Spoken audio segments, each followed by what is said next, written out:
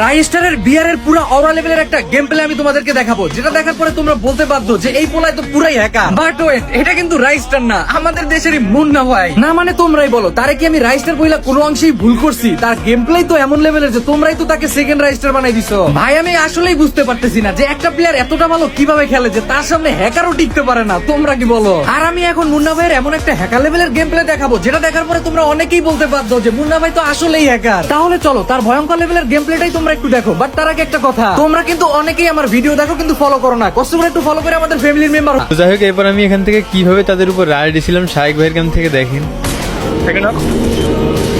দুইটা নক, তিনটা নক, এবার আমার কেমন থেকেও দেখেন। এখানে চারটা একসাথে দাঁড়াচ্ছে, চারটা একসাথে নাইস, দুইটা এই পেপার ঢুকলো না। ওকে ভাই, মারো ভাই, কি করতেছো ভাই?